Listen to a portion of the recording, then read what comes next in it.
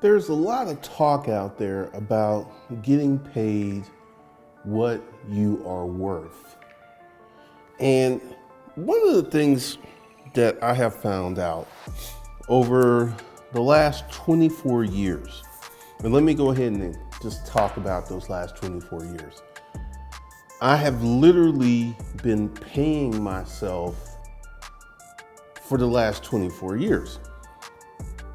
And essentially, when I had a job, my income was pretty high for a period of time. Then I got into GC Solutions, my own business, where I made a lot of mistakes. I didn't make a lot of money that year. Then I switched to selling used stuff, which got me into the storage auction business. And my income went down. It really went down. Because I would go ahead and estimate for a long period, because I had a partner, I was making about $20,000 a month. And then that jumped up to about $40,000. Well, the business was doing $20,000 a month. So that jumped up to about $10,000 a month for me and $10,000 for my business partner. And when business was doing really well, was doing about $40,000 a month profit. We were doing a little bit more than that. It was $20,000 for me, $20,000 for my partner. And I gotta say something. All of these last 24 years where I've been working for myself, I've been doing these things, I have never felt underpaid. Never felt underpaid. Never. Even at the lowest level of me being in business. And this is a concept I call savage money. There's a few points to making your own money and paying yourself and writing your own check to yourself. You will pay yourself what you are worth. And I've kind of looked back at this and I've looked at it. It's creating a situation where I'm able to pay myself, able to create, able to build, able to facilitate, able to put together, able to actually set stuff up where I'm actually paying myself.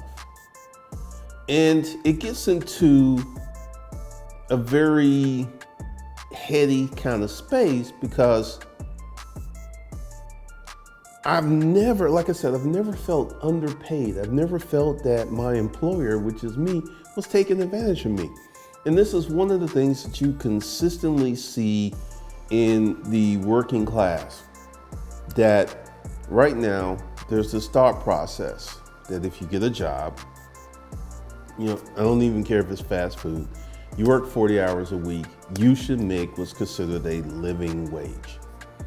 And part of that got me because when I was a kid, you did not see a lot of older people working in fast food restaurants. You may have saw the manager or a shift leader, this was an adult, and everyone else was teenagers or kids. And now you could go to a fast food restaurant and there could be a woman who could be 50, 60 years old serving you at the counter. So things have dramatically changed.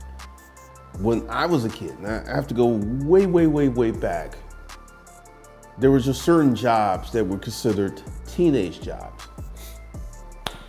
I'll tell you a little story about pay and worth.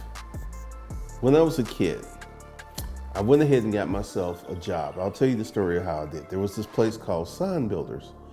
It was the summer and I was just walking around and I was like, went to the business, knocked on the door, asked them if they had any jobs, right? And the lady said, no, they didn't. Okay. And this guy in this black Corvette passes me and he goes into the building and he asks, what's up with that kid? And then the lady said, oh, he came here looking for a job. So he came back, picked me up, and he created a position for me because I was actually working in the organization. I was working at Sign Builders. And that was a eye-opening situation for me because at an early age, I had a hardcore experience that if you take action and you step up, you can make things happen. And this happened to me when I was about 15 years old, I think, 15 or 16 years old. So for me, and I went through this period because I left Adamsville and I joined the military, and I was in the military for almost 7 years. Then I got out, but I still had that mentality. And I have to say, if you ever get to the point where you get to write your check to yourself, you get to pay yourself what you're worth. Because one of the things that I look at is, a lot of people are looking for what I call a great escape. They're looking to facilitate, to create something where they can escape the American dream, and they can have all this money, and they can go out and buy a nice car, they can go out and buy a nice house, they can go ahead and get married, wife doesn't have to work, they don't have to work, money's just coming in, and they're not really doing anything. What I have learned from paying myself for the last 24 years is that doesn't exist. The times that I was able to pay myself, I was working. And this is one of the things that I've come up with my own monetary policy, AKA savage money. I've come up with my own policy. Like there's things that just happen because years ago, I started using my Chase Sapphire like a debit card. I literally took my debit cards out of my wallet. I don't really think that there was a point in time where I used debit cards like everyone else, but I was using my Chase Sapphire card like a debit card. It was a credit card, but I would use it and I would pay it off several times per month. And this is something that got into me. It just really got into me at a root level because this is the whole concept of savage money. Savage money, you pay yourself what you're worth. Because are there jobs out there? This is something that I'm not going to devote a lot of time to doing because it's not something I'm looking to actually bring in my life. You have to be careful. You have to be really, really careful. But is there a job out there that would pay me the money I want? Absolutely. But the whole thing is, to get that job, I got to qualify for that job. I got to submit, I got to have a resume. I literally have to be in a certain position. And honestly, I don't want a job. I don't really want a job. I don't want to go somewhere else and be responsible, because luxuries, once tasted, become necessities. And I've had the luxury of self-pay. I have the luxury of creating my own economy. I had the luxury of hooking myself up. I've had the luxury of doing certain things. So for me, there isn't a job out there for me, because with business, and it's just completely changed, and how I look at things is completely upended how I view money. Because to me, money is energy. And when you have money, and once again, what is money? Money's cash money in the bank. Money's cash money in your pocket. Money is cash money in multiple checking accounts. Money is credit. And literally, when you have cash money on you, you have money in the bank, you have large lines of credit that are untapped, you have a lot of fiscal energy. You have a lot of energy that is set you up to actually go out and get more energy. Before I took a break and before I started this YouTube channel, I was in a different kind of place. Because one of the things is, I know what it's like to live without a stable income, because with business and with all of the things I've done, all the shenanigans and stuff, like last year, I got paid from YouTube, and I had a month where I made $100,000 selling my courses. And that was all the money that I made last year. And then I had a situation of, I've literally have gone months without getting a paycheck. And because of the savage money mindset, I put myself in a position where I can literally go months without getting a paycheck. I can go months without working. I can go months because of the money management protocols that I consistently talk about. And one of the things that I have noticed is when we go ahead and put together certain things, it's just very, very different when you're in the position to actually pay yourself what you feel that you're worth. And like I said, I cannot remember a moment or time where I felt cheated, slighted. I wasn't making as much, but once again, you know, for the average person, $20,000 a month, that's game-changing money. That's game-changing money. And I have been at 20 to 50. We can go 15 years. I was in that income range. And then I went from 50 to 100. And then I went from 100 to 200. And then I went from 200 to $300,000 in a month. And that was a game changer. That was a game changer because number one, I did not dramatically increase my lifestyle. My lifestyle is nice. I have a few nice things, but I did not dramatically increase my lifestyle because when I look at real estate, I'll look at a house and personally, this is just me personally, I don't think that I will ever own a house of 10,000 or 15,000 square feet. Why? Because I owned a 5,000 square foot house and I saw what happened to me in that 5,000 square foot house. And it was just me. I was pretty much just on one level. I wasn't really going upstairs until I hired my assistant who worked upstairs. And for me personally, this is just my personal preference. I see a house that's huge and I look at it and I say, man, that's a really nice house. But ownership of that house and having access to it is very, very different for me. You know, I just don't see myself moving in a house that big. 5, maybe 6,000, 6,500 square feet.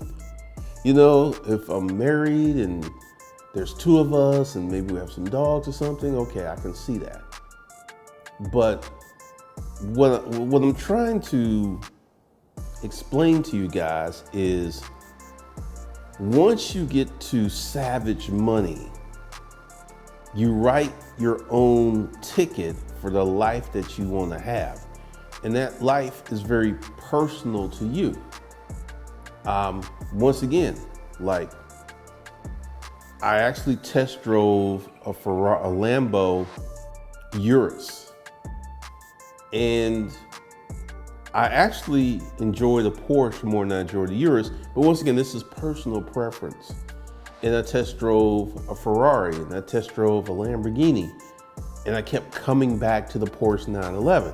Once again, this personal preference. And the thing is, when you get to savage money, the ability to pay yourself what you feel that you're worth, the ability to create and set up your life the way that you want to, it's a very different mindset. It's a very different position to be in. And this is why I go ahead and urge you guys to become corporate citizens, because Once you become a corporate citizen and get your income to $250,000, that's rich to me. 250, that's rich. And the difference between being rich and wealthy, and this is something that a lot of people talk about, is when you're rich, you have high income. Football players typically are rich. Basketball players typically are rich. And then when you get wealthy, you have assets that generate income. So once you become a corporate citizen and get that $250,000, that opens up all kinds of doors for you to become wealthy in the future. And that's something that, honestly, I've never really paid a lot of attention to being rich or being wealthy. I've not just paid, because I was in a position where I didn't really have to think about it. I could ignore high gas prices. I could ignore high food prices because food prices didn't impact me. Gas prices didn't impact me. So for a lot of things, I was able to ignore. And now I'm in a position where next 10 years, I'll be 67. And 10 years from, 9 years and 6 months in the future, I will be 67. And I asked myself a question. Okay, you've been doing really well. And typically, this is something you should know. Where I'll be in 10 years from today will come from the decisions that I make today. And I would consider myself to be rich, and I have a lot of cash money that I'm sitting on. But in the future, I want to be wealthy to the point that I don't have to work, yet still enjoy my current lifestyle, still be able to afford a Porsche, still be able to do what I want to do. And that's one of the plans for the new initiative. I got a plan here, and today I was working on it, and today, I should say, we enter into a 90-day cycle where we're going to be working on stuff.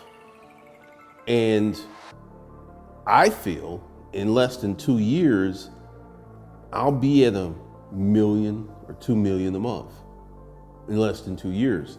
And that gives me the capital to go off and buy hard assets that can then provide cash flow for me. Because, this whole notion of retirement, like, honestly, I don't think I will ever retire to stop working. But I do see a period where I will dramatically cut back. I do see that. But I will still do things. I will still position myself. But that question of having money coming in from a retirement, and once again, we're very financially literate. I know that I can't take possibly, let me just go ahead and, if I was to take the money I had saved and put that in investments, that would literally, it wouldn't get me where I wanted to be. It wouldn't get me where I wanted to be. So just like that exercise, when I saw that Porsche, and then I bought my Porsche 2.5 years later, this is what I'm gonna do with the retirement. Number one, make my business better, create a brand, and make way more money. And literally, and this is the thing, once I get this income where I want it to be, it will take me a year to build an asset-based business that will pay me for the rest of my life. And that right there, number one, it's amazing that we live in the times where that is possible. And number two, it's amazing that you could put together something and create that type of wealth for yourself. Because essentially, I went to college, but I didn't graduate. And I will say that I have a lot of education that has come from being in business and doing business and setting myself up in business. I feel that has played a major role in the things I wanted to do. But for 24 years of paying myself has mentally positioned me to be in this spot where I can spend money, set my business up, where it's going to make millions and millions of dollars in the future. Because a lot of people think I'm crazy, what I did with the main YouTube channel. And this is something that I will be teaching in Mental Money when we get to it, because like I said, this month we're still building out, we're still setting stuff up, we're still creating stuff. And at some point that's going to come to an end. About May, June, probably July, that's going to come to an end. And then we'll just be selling multiple products and stuff, and we will have a lot of things that are going on. But the ability to create an enterprise that you're able to pay yourself and to set yourself up is amazing. And this is something that you can do, because I used to be a regular person. I used to be a normal person. I used to have extremely bad financial habits. So I was able to spin this around, change this up, and learn from my mistakes and build on it. So you can set yourself up if you're willing to do the work. And once again, remember, 10 years from today will be a reflection of the decisions that you made today. And that's why that's one of the reasons I look like I was going crazy, because I understand that there are a lot of financially illiterate people out there who look at someone on YouTube and they look at their subscribers and stuff, and they really don't know that I personally know YouTubers who have 10,000, 20, 30,000 subscribers who make millions a year. And I know people who have like 1 million subscribers who barely make 6 figures a year. So I have a lot of people who are financially illiterate looking at me, and they don't understand what I'm trying to do. And this is one of the things that we're going to get into Mental Money, because I have seen the power of having the right audience. And one of the things that happened is, when the internet was trying to cancel me and all this other stuff, it's finally kind of died down, where I just don't have people who are just coming and subscribing to the channel simply because they're nosy. Not because they want to start a business, not because they want to manage their money correctly, not because they want to build massive business credit. No. So now we're at the point where we can get into the real education and the real training. And this is why these videos are going to be a little different. And this is why I'm doing it quite different. But if you want to be in a position where you can pay yourself what you want to pay yourself, subscribe, stay tuned, and we'll be talking about that, plus a lot more. Because I've already shared with you my retirement plan, which is rather ambitious. But just like that whole system of me looking at that Porsche, going in, making my business better, where I can get to the point where I can pay cash for my first Porsche, pay cash for my second Porsche, finance my third Porsche, paid that off in a year, and then literally take that same process and apply it to my future retirement life, because luxuries once tasted become necessities. I haven't lived in a bad house. I haven't lived in a bad neighborhood. I haven't driven a bad car. I can't remember the last time I drove a bad car. So luxuries once tasted is my life. And now I'm doing all this stuff and setting it up to go ahead and create a killer retirement plan where I'll be in the position to live life on my terms and enjoy myself. And I call this the Savage Money Principle. This whole thing. And this is something that has come from me from starting multiple businesses, making money, and being out here. The savage money principle. And this is something that we'll be talking about. All right, be sure to subscribe, be sure to like, be sure to watch these videos, and I will see you guys in the next one.